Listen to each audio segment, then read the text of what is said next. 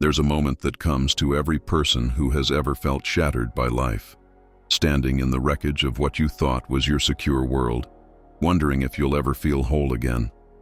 Maybe it was the betrayal that blindsided you, the rejection that cut to your core, the loss that seemed to tear away a piece of your very identity, or the failure that made you question everything you believed about yourself.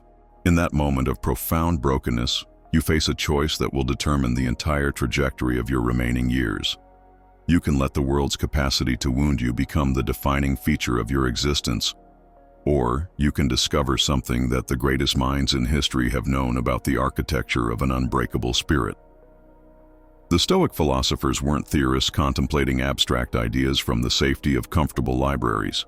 They were human beings who faced the absolute worst that existence could deliver and emerged not just intact, but fundamentally transformed by their understanding of what can and cannot be broken in a human being. Marcus Aurelius governed an empire while plague ravaged his people and wars threatened his borders, writing in his private journal about maintaining inner peace while external chaos raged around him. Epictetus endured slavery and physical disability, yet developed teachings about inner freedom that have liberated millions of minds across centuries.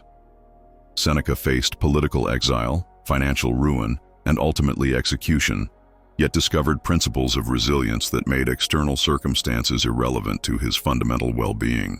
Today we're going to explore 5 fundamental laws that these masters of unbreakability discovered. Laws so powerful that once you understand and apply them, the world loses its ability to truly break you.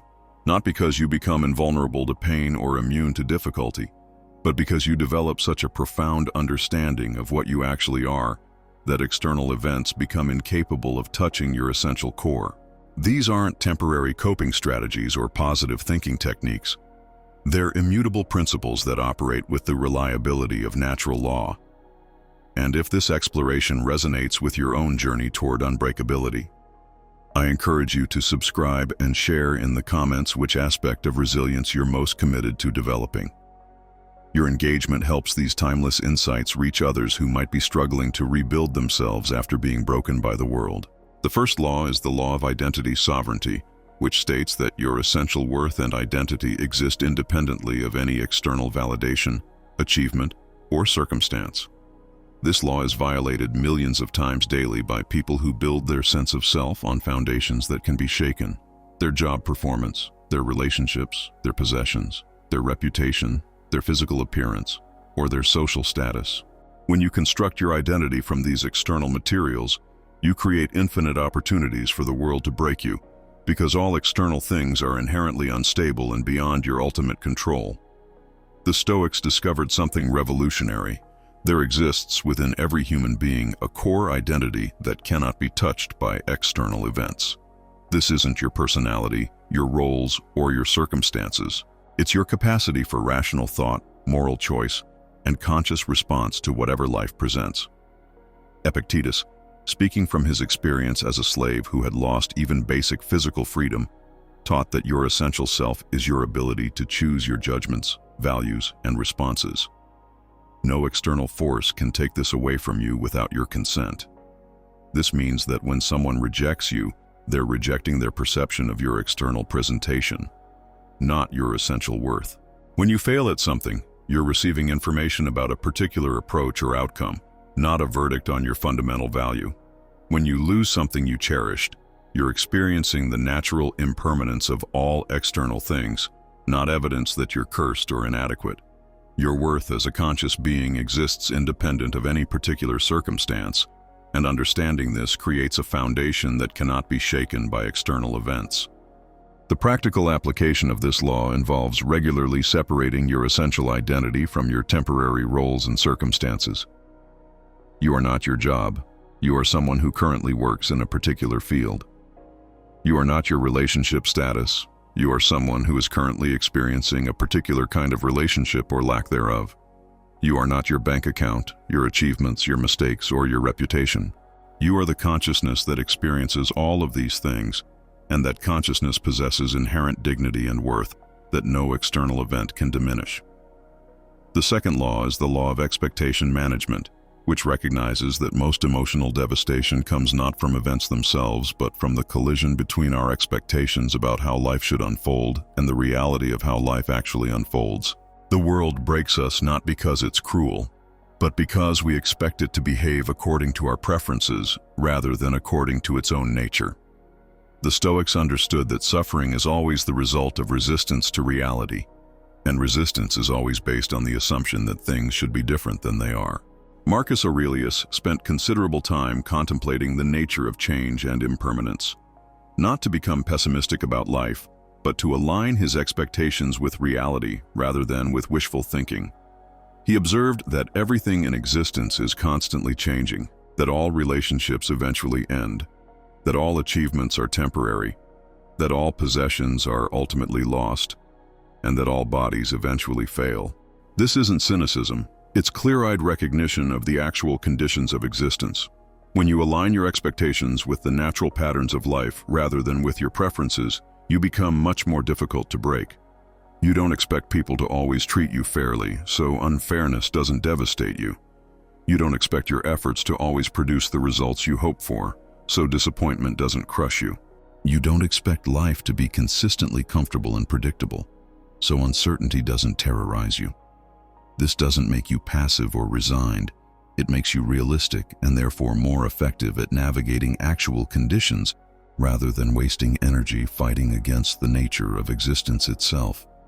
The practice involves regularly examining your expectations and asking whether they're based on how you wish life worked or on how life actually works. Are you expecting other people to prioritize your needs above their own? Are you expecting your hard work to guarantee particular outcomes? Are you expecting your good intentions to protect you from criticism or rejection? Are you expecting life to be fair in ways that match your personal sense of justice? Adjusting these expectations to match reality rather than preference creates enormous psychological resilience. The third law is the law of response ownership, which states that while you cannot control what happens to you, you always retain complete ownership over how you respond to what happens to you. This is perhaps the most empowering discovery in human psychology. No matter how powerless you might be over external circumstances, you always possess complete sovereignty over your internal responses. The world can control your circumstances but never your character, can influence your situation but never your soul. This law transforms your relationship with adversity from victimhood to agency. Instead of asking, "Why is this happening to me?" you begin asking, "How do I want to respond to this?" Instead of focusing on how unfair or difficult your circumstances are, you focus on what kind of person you want to become through your response to these circumstances. Instead of feeling powerless because you can't control events, you feel powerful because you can always control your reaction to events. Seneca demonstrated this law throughout his life, facing political persecution, financial loss, and ultimately execution with a composure that came not from controlling his circumstances, but from controlling his responses to his circumstances. He couldn't prevent Nero from turning against him, but he could choose to face danger with dignity rather than desperation. He couldn't avoid losing his wealth, but he could choose to find meaning in simplicity rather than bitterness in loss. He couldn't escape his death sentence, but he could choose to die philosophically rather than fearfully.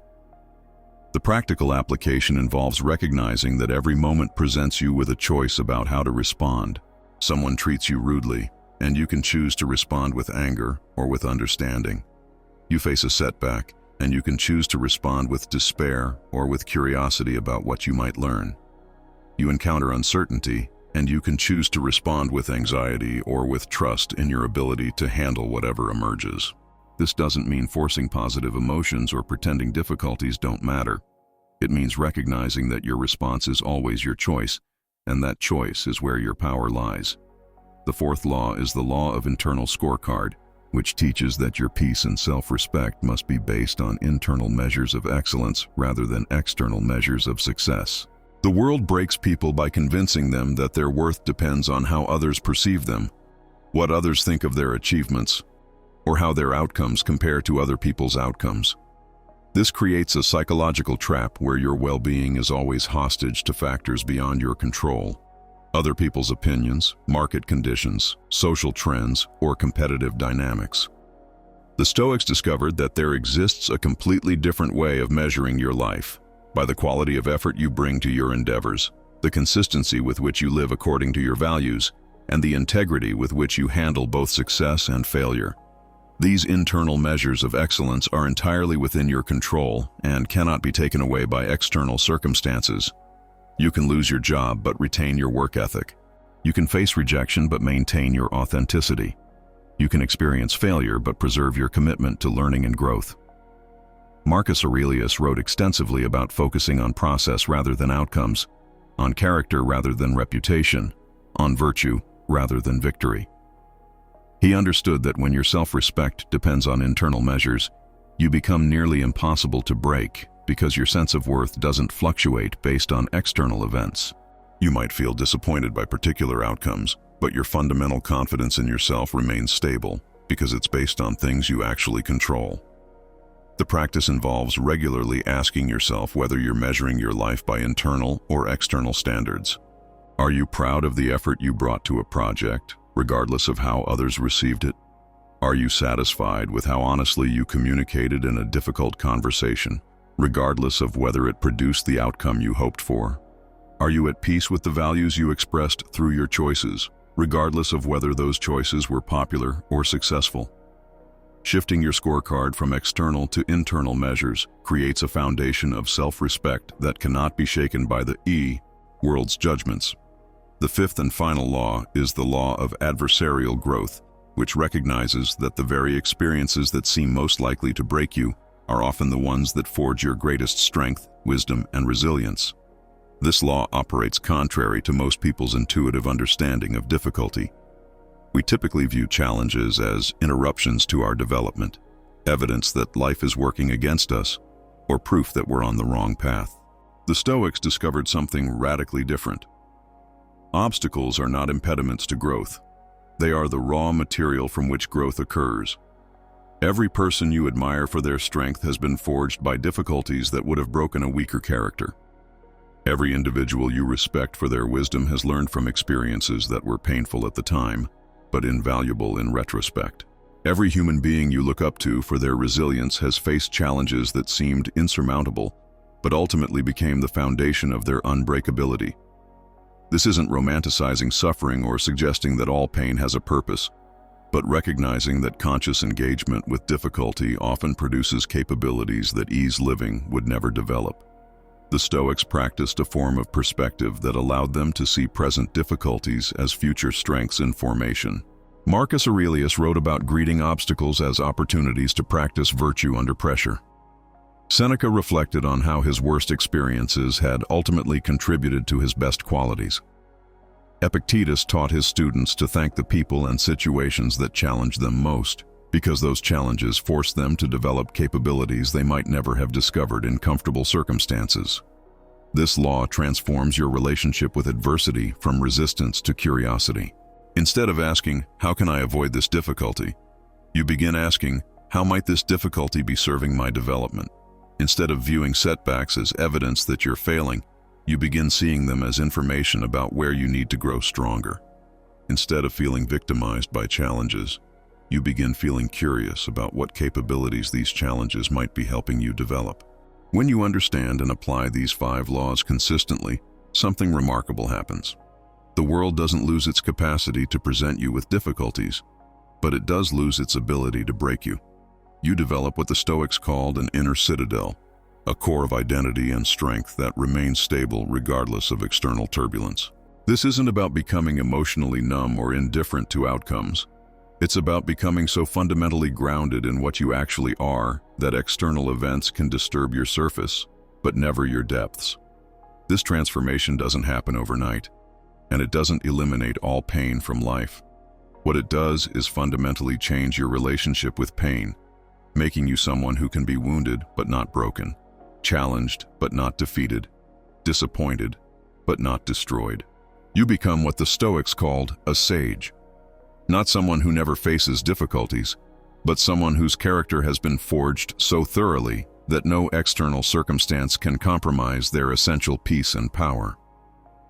The beautiful paradox of these laws is that, as you become more unbreakable, you often become more sensitive to beauty, more compassionate toward others' struggles, and more appreciative of life's temporary gifts. When you're not constantly defending against being broken, you become more available to be touched by goodness. When your core identity is secure, you can risk vulnerability in relationships. When your self-worth isn't dependent on outcomes, you can pursue meaningful goals with greater courage and creativity. These laws work by changing your fundamental relationship with existence, from fragility to anti-fragility, from defensiveness to openness, from victimhood to authorship of your own experience. They don't make you invulnerable to life's challenges. They make you someone who grows stronger through life's challenges. They don't eliminate the possibility of being hurt. They eliminate the possibility of being broken by hurt. Living according to these laws means that every morning you wake up knowing that whatever the day brings, you possess everything necessary to handle it with dignity, wisdom, and grace. Not because you can control outcomes, but because you understand that your essential worth and power exist independently of any particular outcome. Not because you're guaranteed success, but because you know that your character is developed through how you handle both success and failure. The world will continue to present challenges, disappointments, losses, and uncertainties. That's the nature of existence in a universe governed by change and impermanence. But when you understand these 5 laws deeply, when you've integrated them into your daily practice and perspective, you discover what the ancient Stoics knew. There exists within you something that cannot be touched by external circumstances, something that grows stronger through adversity, something that remains free even when everything around you seems to be falling apart. What would your life look like if you truly trusted in your own unbreakability? What risks might you take? What dreams might you pursue? What love might you offer if you knew that your essential self could never be broken by the world's response? These aren't hypothetical questions, but invitations to discover the profound freedom that becomes available when you stop protecting yourself from being broken and start building yourself to be unbreakable. The world needs people who understand these laws, who embody this kind of resilience, who demonstrate that human beings can remain fundamentally intact regardless of what existence delivers to their door.